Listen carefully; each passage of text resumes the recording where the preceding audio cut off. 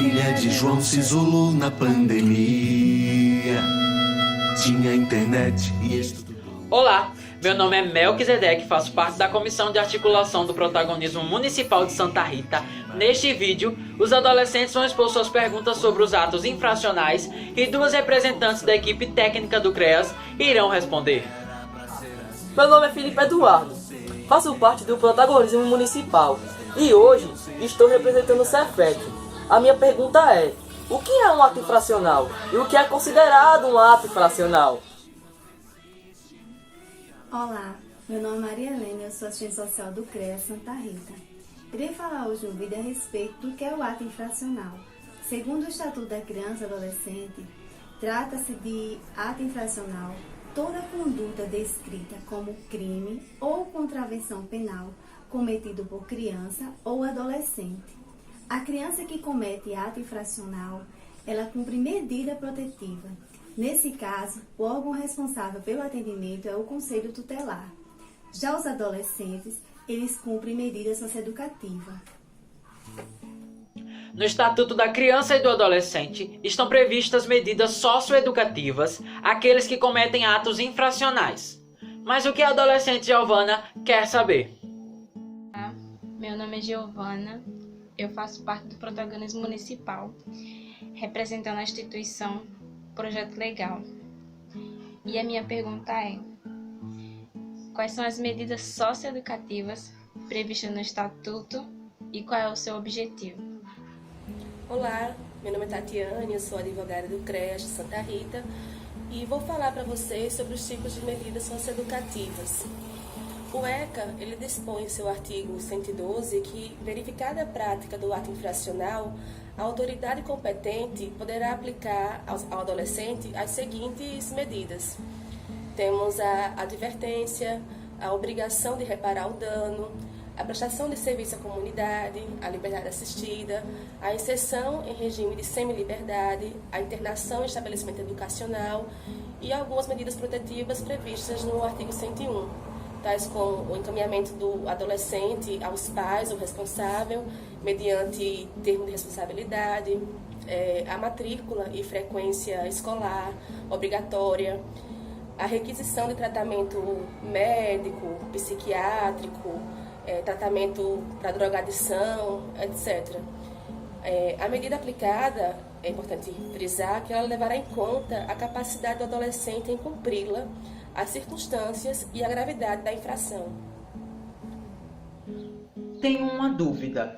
Será que existe uma idade limite para cumprir as medidas socioeducativas e até quantos anos pode ser considerado como um ato infracional? Acredito que a minha pergunta seja a mesma da protagonista Williane. Olá, meu nome é Williane, faço parte do Protagonismo Municipal e eu estou representando a instituição Cefec. E minha pergunta é: até quantos anos pode ser considerado como ato infracional e existe uma idade limite para cumprir as medidas socioeducativas? De acordo com o Estatuto da Criança e Adolescente, os autores de atos infracionais, eles cumprem medidas socioeducativas entre 12 a 18 anos incompleto, podendo estender até 21 anos incompleto. Então, existem três espécies de atos infracionais. Os leves, com menor potencial ofensivo, a exemplo de ameaça e calúnia. Os graves, com maior potencial ofensivo, sem violência, que no caso é tráfico e furto. E os gravíssimos, que é mediante a violência, no caso estupro e homicídio. Então, cada tipo de ato infracional, o Estatuto ele prevê cada tipo de medida socioeducativa. A dúvida do adolescente Gabriel talvez seja a mesma que a sua. Olá, meu nome é Gabriel, faço parte do Protagonismo Municipal, representando a instituição Projeto Legal. E minha pergunta é: quando um adolescente comete um ato infracional, para onde ele é enviado? Ficar preso igual aos adultos? Conforme previsto pelo ECA, há duas possibilidades de apreensão do menor infrator: por ordem judicial, com encaminhamento imediato à autoridade judiciária, ou em flagrante, no ato da infração, devendo ser encaminhado à autoridade policial. Em caso de flagrante de ato infracional cometido mediante violência ou grave ameaça à pessoa, a autoridade policial deverá, de imediato, lavrar auto de apreensão, ouvir as testemunhas e o adolescente, apreender o produto e os instrumentos da infração e requisitar os exames ou perícias necessários à comprovação da materialidade e autoria da infração. Nas demais hipóteses de flagrante, a lavratura do auto poderá ser substituída por boletim de ocorrência circunstanciada. Para que o adolescente seja liberado, é necessário o comparecimento de um dos pais ou responsável pelo menor. O mesmo assina um termo de compromisso e responsabilidade, se comprometendo a se apresentar ao representante do Ministério Público, se for o caso, no mesmo dia ou no próximo dia útil. Para as infrações mais graves, ele deverá ser internado para garantir não só a ordem pública, mas a sua própria segurança. Após a apresentação do adolescente ao representante do Ministério Público, haverá a oitiva do adolescente, dos pais da vítima e possíveis testemunhas. Cabe ao Ministério Público arquivar os autos, conceder remissão, que é o perdão, ou solicitar à autoridade judiciária pela aplicação de uma das medidas socioeducativas previstas no Estatuto da Criança e do Adolescente. Então, depois disso, que o promotor decidir entre essas três hipóteses, vai para o judiciário, vai ter audiência e lá o juiz da Vara da Infância e da Juventude decidirá, por fim, qual a medida será aplicada. Falar da redução da maioridade penal ainda pode nos levar a vários debates, mas eu quero saber a sua opinião. Você é a favor ou contra a redução da maioridade penal? Olá, meu nome é Brenda. Faço parte do protagonismo municipal representando a instituição Cefec. A minha pergunta é: qual a sua opinião sobre redução da maioridade penal? Há um debate muito grande no cenário político em relação à redução da maioridade penal.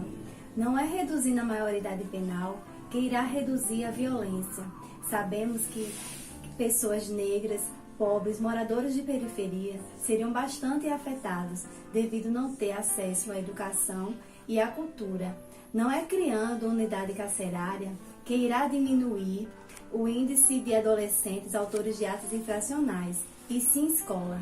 Gostaria de encerrar também a fala agradecendo ao CMDCA do município em promover essa discussão a respeito de atos infracionais. Obrigada. Em relação à redução da maioridade penal, eu sou contra, porque sei que se há possibilidade de sobrevivência e transformação destes adolescentes, está na correta aplicação do Estatuto da Criança e do Adolescente, do nosso ECA, porque lá estão previstas 6 medidas diferentes para a responsabilização adequada desses adolescentes que violaram a lei. Agora, não podemos esperar que adolescentes sejam capturados pelo crime para então querer fazer o mau uso da lei. Para fazer o bom uso do ECA, é necessário investimento, competência, vontade, dedicação. É isso. Quero agradecer pela oportunidade de estar falando com vocês aqui e lembrar que devemos proteger sempre nossas crianças e adolescentes. Obrigada. Visto todas as informações apresentadas aqui, encerro este vídeo com um poema de um interno da Fundação Casa, que foi finalista de um concurso nacional de poesia no ano de 2014. A matéria está no site da Jus Brasil e foi publicado por Rômulo de Andrade Moreira. O nome do poema é Vida em Transição. Viver na Fundação não é bom. Bom é ser livre em toda situação. Mas tenho minha opinião sobre esse período de transição, que muitos dizem ser prisão. Nesse lugar, maldade, que ao mesmo tempo é saudade, por estar privado de liberdade. Mas tem um lado positivo nessa realidade. Estou me reabilitando para a sociedade. Acordo e vejo grades. Meu peito dói de verdade. Só quem passou por isso sabe de todas as realidades e crueldades. A maior necessidade é a liberdade. Aqui lições de vida transmitem muitas coisas boas. Reconhecimento como pessoa, que errar é humano, mas aprender é a melhor coisa. Atrás desses momentos tem algo impressionante. Hoje me tornei um estudante. Descobri que sou inteligente. Produzi este poema e me sinto importante.